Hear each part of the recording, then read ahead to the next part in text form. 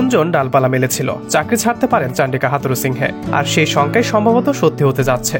Sri Lanka series চলাকালে অস্ট্রেলিয়ায় ফেরা হাথুরুসিং বিসিবিকে দেয়া এক বার্তা জানিয়েছেন তিনি আর ফিরতে চান না। বিষয়টি নিশ্চিত করেছে বিসিবির একাধিক সূত্র। বিপিএলে প্লে অফ পর্যন্ত ছুটি কাটান তিনি। অবশ্য বিপিএলে তার অনুপস্থিতি খানিকটা সন্দেহ তৈরি করেছিল। বাংলাদেশের কোচ হিসেবে থাকবেন তো? এবার সেই সংখ্যায় সম্ভবত সত্যি হতে যাচ্ছে। নির্ধারিত সময় শেষ হওয়ার আগে হেড কোচের পদ থেকে সরে দাঁড়াতে যাচ্ছেন হাথুরুসিংহে। 2025 সালে চ্যাম্পিয়ন্স ট্রফি পর্যন্ত চুক্তিতে নিয়োগ পেয়েছিলেন হাথুরুসিংহে। তবে নির্ধারিত সময়ের 1 বছর আগে চাকরি ছাড়তে চাচ্ছেন হাথুরুসিংহে। আর এমন খবর প্রকাশ্যে আসতে নতুন করে দেখা দিয়েছে জল্পনা কল্পনা। তবে কি এবার জাতীয় দলে ফিরতে যাচ্ছেন তামিম ইকবাল?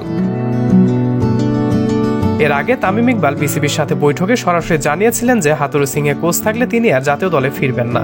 এখন হাথুরুসিংহেকে বাংলাদেশ যদি কোচ হিসেবে আর না পায়, তাহলে তামিমের শর্ত অটোমেটিক পূরণ হয়ে যাবে।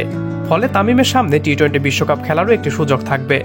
আর এখন তামিম যদি টি-20 বিশ্বকাপ খেলতে রাজি হয়, তাহলে সে হয়তো জিম্বাবুয়ে সিরিজ দিয়ে দলে ফিরবেন। কারণ দীর্ঘ সময় ধরে তিনি রয়েছেন জাতীয় দলের বাইরে। তাই বিশ্বকাপের আগে তিনি নিশ্চিতভাবে চাইবেন নিজেকে ছাড়িয়ে নিতে। এখন দেখার অপেক্ষা তামিম জাতীয় দলে ফিরেন কিনা।